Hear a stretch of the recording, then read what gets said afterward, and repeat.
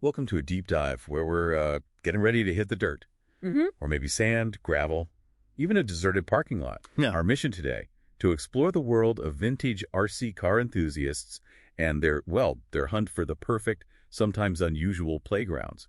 It's really about seeing the everyday world through a new lens, like a 110 scale lens. Yeah, and what's really fascinating, I think, is how it's so much more than just, driving a toy car.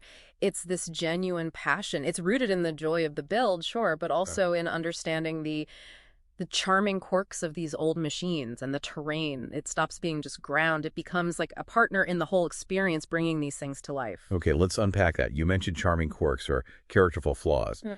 So for cars like, say, the old Tamiya Sand Scorcher or maybe a wild one, these aren't necessarily bad things, these limitations. Exactly. That's the key. It's not like modern RC cars aiming for, sheer performance. These vintage models, they have personality. Their flaws are features. Take the SRB chassis Sand Scorcher, Rough Rider. Masterpieces of early engineering. Heavy die-cast parts. Lots of scale detail. That big rear weight bias. Which sounds like it would make it handle strangely compared to something modern. On a track? Maybe. But on loose stuff, like Yeah. actual sand, it's incredible. That rear weight helps it dig in. It's why I called it the Sand Scorcher. It just works. Beaches, inland sand pits. That's its natural home. Just be ready for a serious cleanup job after the beach. Right, the salt and sand. Okay, so the car's design really dictates the perfect playground. What about other vintage types, like the simpler buggies? Oh, yeah, absolutely. Each one has its sweet spot. Those first buggy types, think Hornet, Grasshopper, simple, tough, kind of bouncy. They're just pure fun on bumpy grass fields, backyard dirt piles. Total chaos, but delightful. Huh, I can picture that. Then you've got something like the Frog, with its space frame chassis. A bit more stable, better for little jumps on those same dirt fields. And then the next step, kind of modernizing 2WDs like the Fox or the Wild One. They like things a bit smoother. Short grass, gravel paths, maybe compacted sand. You get more precise control there. It really is about finding that perfect match. Car, soul to surface, This whole idea of spot finding, then, it becomes a big part of the hobby itself.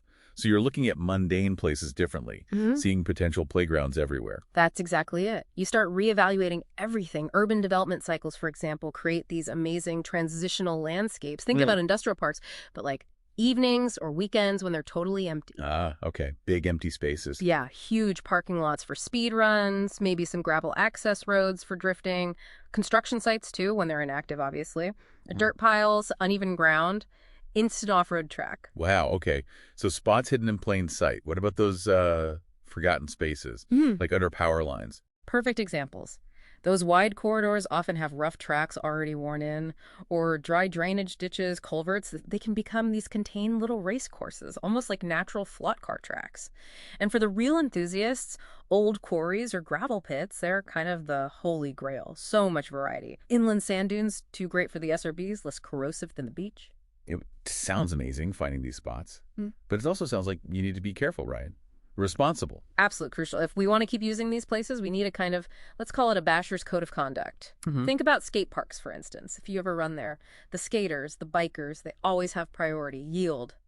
Always. Honestly, the best bet is just go when it's totally empty. Early mornings, maybe. Makes sense. Just basic courtesy. And on public land, like those power line trails. Leave no trace. Simple as that. Pack out everything, especially broken parts. Every little bit. And if you're on private land that isn't, like, actively posted against trespassing, be polite. If someone asks you to leave, just leave. No arguments. It's about representing the hobby well, being a good ambassador.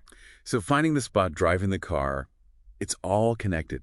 The search for that perfect place is just as much part of the vintage RC experience as building the kit. It's about finding that landscape that just clicks with the car's character. Exactly. And the future of enjoying this whole niche scene, it really depends on everyone sticking to that code. Every time someone yields, packs out trash, slows down for a dog walker, that preserves it for everyone. So the question for you listening is, what invisible playground might you spot now? Seeing the world through that 1 in 10 scale lens. The search really is the adventure. Go find your playground.